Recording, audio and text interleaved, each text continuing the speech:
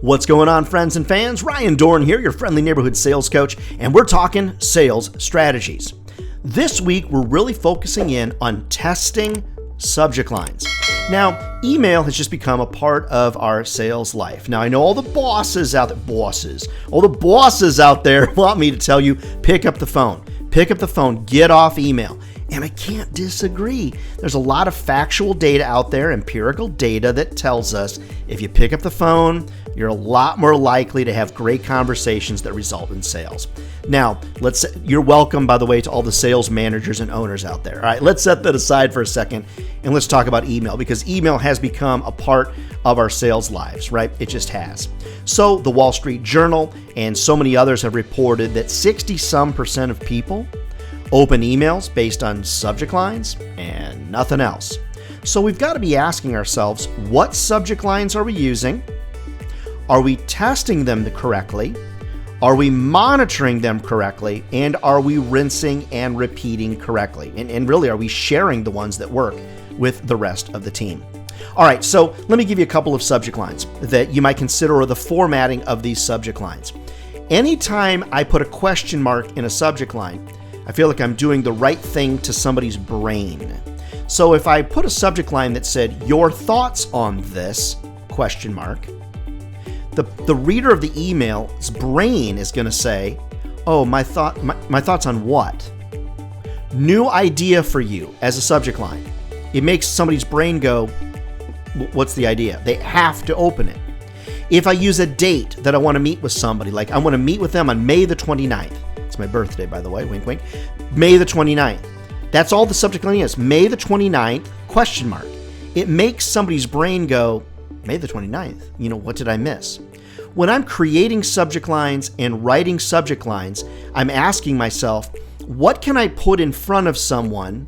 What can I put in brain think? No, what now? What is that? What do I need? I need more information.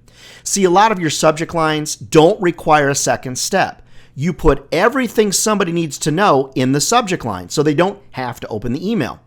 A lot of you out there make a very common mistake. You put the name of your company, the name of your product, the name of your service inside the subject line. Why would someone open up an email about your product, your name, or your service? Sometimes I'll put points of relevancy, things that make sense to the customer that I'm emailing, like the name of their product, the name of their product, the name of their company, the name of their service. Those are the kind of things that make somebody go, now what now? And open it up. Now, here's the problem though. The fundamental problem that if you just wrap your head around it, it'll change your sales life. You don't do certain subject lines or use them because you don't like them. See, it's not about whether I like something or you like something. It's about, does it work? Okay, say it with me. It's not about what you like. It's not about what I like. Does it work? And I'm telling you right now, question marks in a subject line evoke a certain response from somebody's brain. Now, you might say, well, it sounds so salesy. Well, of course it does. You're in sales. Your antenna is wired to pick up sales things. Now, one of the reasons that I love what I do, and I'll probably never have a lack of customers, and it's not because of my wit or my smile. It's because people are not trained. So if you're thinking to yourself that somebody receiving your email is going to know that it's quote unquote salesy, that's kind of in your mind. Now, the next step of this is find subject lines that are thought-provoking, make the brain do a little bit of a leap, right? The second piece is, what's a good test? I had someone the other day that emailed me like, I tried a couple of your subject lines and those lines didn't work. And I wrote back, how many times did you use the subject line? Well, I tried at least 3 or 4 and it just didn't work. Okay, that's not a good test. That's like swinging the golf club 3 or 4 times and that's it? Like you're going to be Tiger Woods or you're going to be Scotty Scheffler? 3 or 4 swings? Like a good test is 20, 25 emails. Using different subject lines, but use them for 20 or 25 times to see what type of response you get. Trying various times of send, different types of subject lines. And friends, you've got to really ask yourself, what's a good test really mean to you? 3 or 4 attempts? That really isn't a very fair test in the grand scheme of things.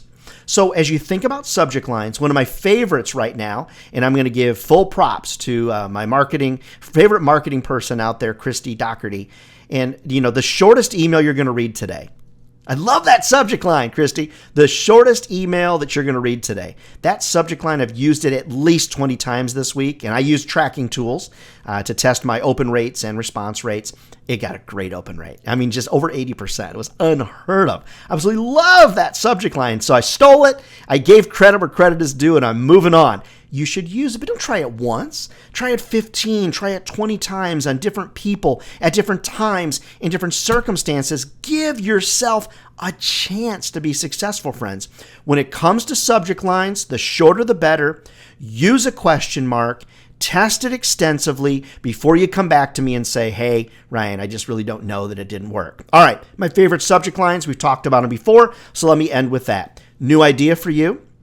Okay, that doesn't have a question mark, by the way. It's just new idea for you. Have you considered this? Question mark. Would you consider this? Question mark. Your advice on this? Question mark. Your advice? Question mark. Your thoughts? Question mark. Your thoughts on this? Question mark. And now my new favorite is the shortest email that you're going to read today. Now, if you use that one, make sure your email is like literally one sentence. Otherwise, you're just a liar, and nobody wants to be that. Friends, never forget. If this job was easy, like if sales was easy, everybody be doing it. And they're not. It requires a different level of strategy, friends, if you're going to be successful. Some of that strategy, though, comes through training. And that's what I am here for. So reach out to me over at ryandohrn.com. Love to come into town and train your sales team and get everybody all pumped up. All right, friends, get out there and sell something to make us proud, would you? All right, we'll see you next week.